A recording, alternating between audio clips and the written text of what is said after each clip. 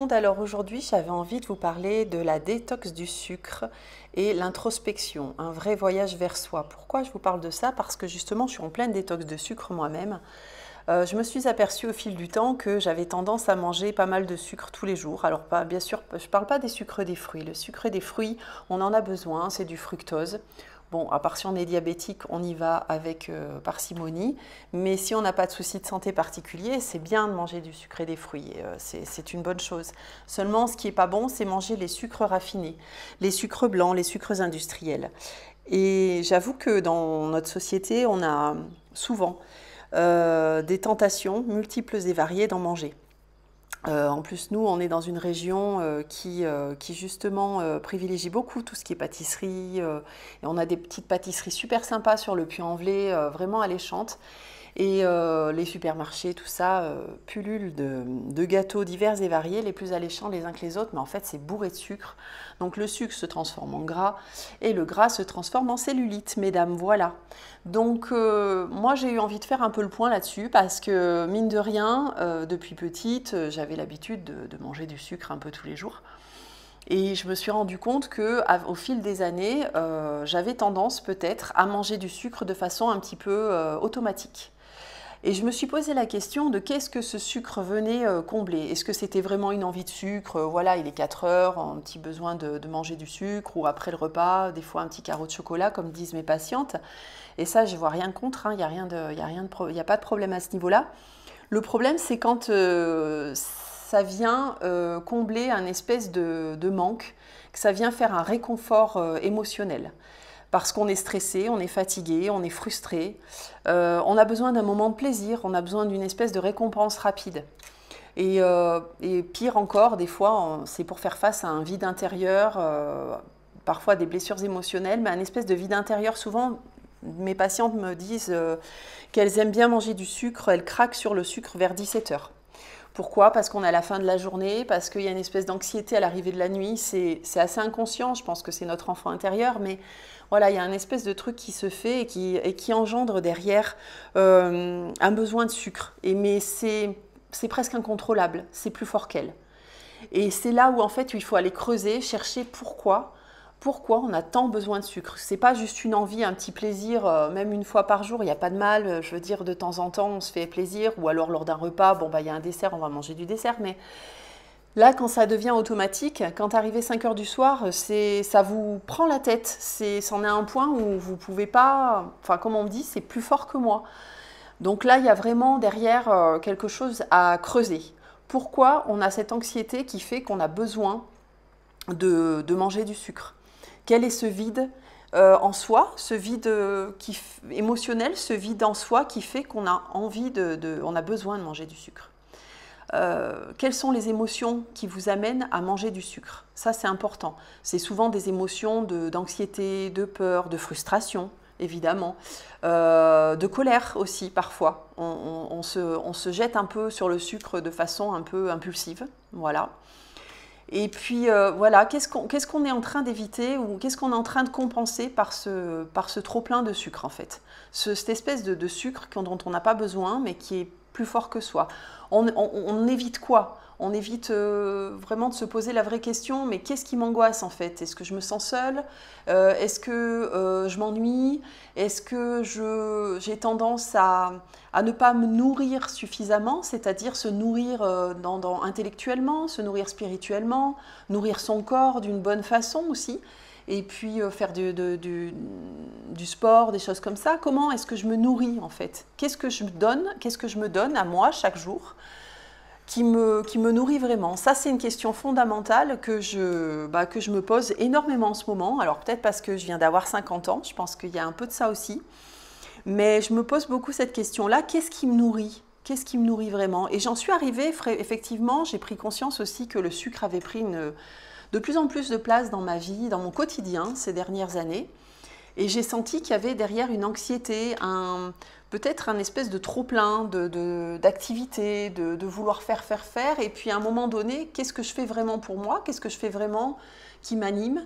Qu'est-ce que je me donne à moi vraiment? Et je me suis rendu compte qu'au fur et à mesure du temps, je ne m'étais pas donné grand-chose ces dernières années. J'ai été maman relativement tôt, j'avais 24 ans, j'ai eu 3 enfants, je les ai élevés du mieux que j'ai pu, voilà, j'ai travaillé, enfin bon, comme tout le monde, hein, j'ai suivi un chemin assez classique. Et j'ai pas forcément pris le temps de penser à moi parce que en fait, ça me plaisait de penser d'abord aux autres et de penser aux autres. Et puis quand je pensais aux autres, ben, je pensais à moi, voilà. Mais quand les enfants partent de la maison, quand on commence à avoir un petit peu plus de temps pour soi, qu'on est moins occupé, on se rend compte effectivement qu'on a peut-être, on a changé, on n'a plus 20 ans, donc on n'a plus forcément envie de faire les mêmes choses qu'on faisait à 20 ans quand on était seul. Là, on est plus ou moins à nouveau seul et il faut réinventer un petit peu sa vie. Et c'est vrai qu'il y avait une espèce de vide de sens, si je peux dire, qui s'était installé au fur et à mesure des années et qui m'a vraiment fait prendre conscience qu'il fallait aujourd'hui que je commence à vraiment me poser la question de qu'est-ce qui me plaît dans la vie, qu'est-ce que j'ai envie de faire, qu'est-ce qui me donne envie de me lever le matin, quels sont mes rêves aujourd'hui, qu'est-ce que j'aimerais faire pour moi, qu'est-ce que j'aimerais faire avec les autres. Voilà, je me suis posé tout un tas de questions, je suis encore en train de me les poser, je suis dans une grande période d'introspection, c'est un peu pour ça que j'ai été inspirée pour ce podcast. C'est vraiment la détox du sucre, je l'ai commencé il y a un mois à peu près. Et l'introspection, c'est ces jours derniers où il y a vraiment voilà, ce besoin d'introspection, de me recroqueviller sur moi et d'essayer de comprendre des choses. Et j'ai trouvé que les deux étaient en lien. Parce que c'est vrai que le sucre me donnait un petit shoot de bonheur à un moment donné. Et ce shoot de bonheur, bah, j'ai eu envie de savoir pourquoi j'en avais besoin en fait. Besoin. Voilà, c'était ça qui m'a un peu fait flipper. Et je me suis dit quand même, il faut que je sache où j'en suis. Voilà.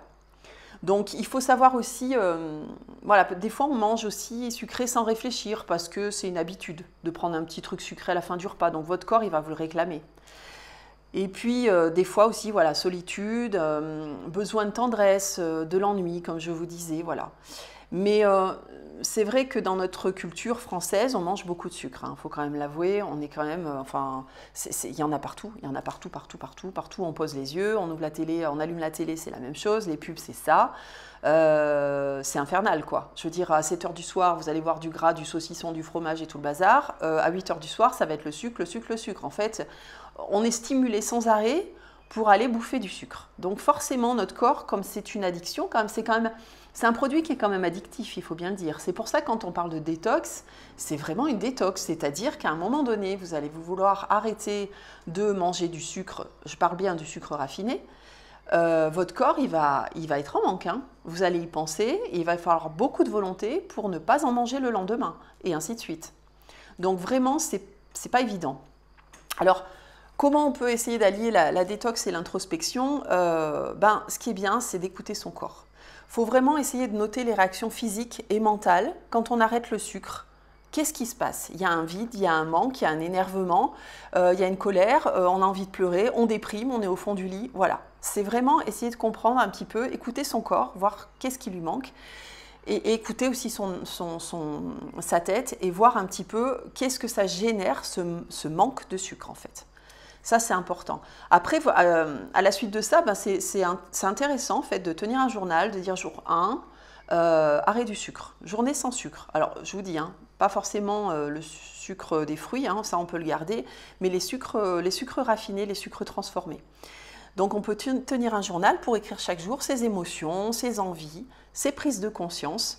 Je pense que c'est important chaque jour de dire « Ah bah tiens, voilà, jour 1, bon bah ça va, 10 heures, j'ai pas craqué. D'habitude, j'aimais bien manger un pain au chocolat avec les collègues. Là, c'est bon, je me suis retenue, mais bon, ça n'a pas été facile, voilà. » Et voir un petit peu au fur et à mesure l'évolution, voir un petit peu comment vous avancez et puis surtout comment vous vous sentez, quoi.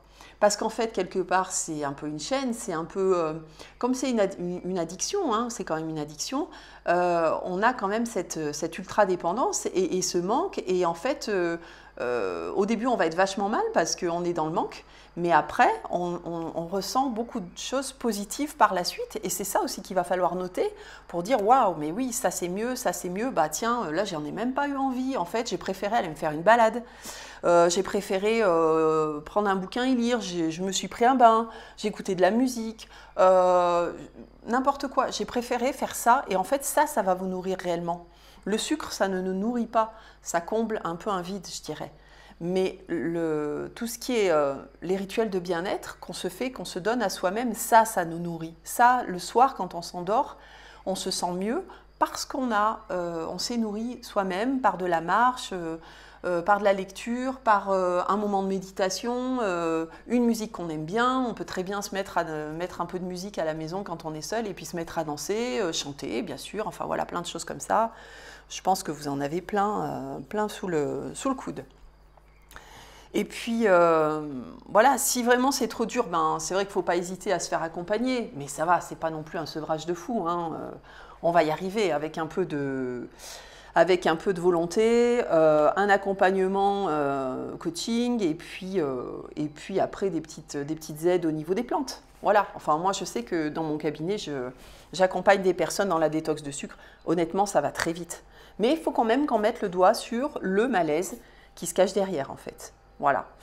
En fait, ça permet aussi, c'est un moment aussi de se reconnecter à soi, parce qu'on se reconnecte à son corps, à ce qu'on vit, à ce que notre corps vit. Et je trouve que c'est super sympa de revenir un peu à soi, de se remettre au centre. Et puis franchement, c'est bon pour la santé, quoi. Parce que le sucre, ben, c'est inflammatoire.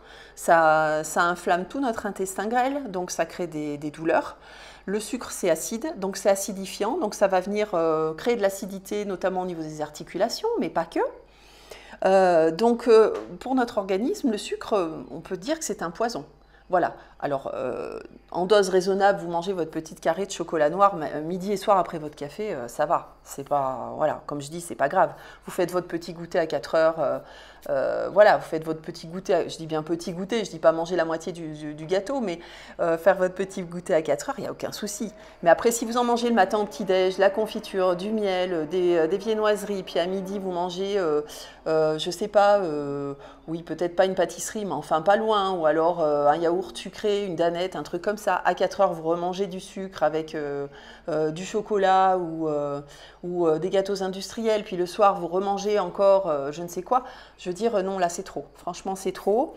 Donc, il faut vraiment être vachement raisonnable par rapport à ça. Voilà, c'est aussi une façon de se nourrir autrement et puis de commencer tout doucement, comment dire, une démarche vers une meilleure façon de se nourrir.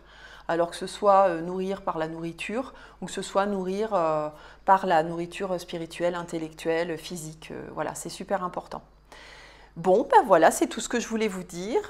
J'en ai terminé avec ce que ce dont j'avais à vous parler. Je suis très contente d'avoir fait ce podcast. J'attends vos retours pour que vous me disiez si ça vous intéresse, si vous avez envie qu'on creuse, si vous avez envie de quoi que ce soit d'autres thèmes, bien sûr, c'est avec grand plaisir. Voilà, bah, je vous fais de gros bisous, je vous dis à bientôt. Ciao, ciao, prenez bien soin de vous.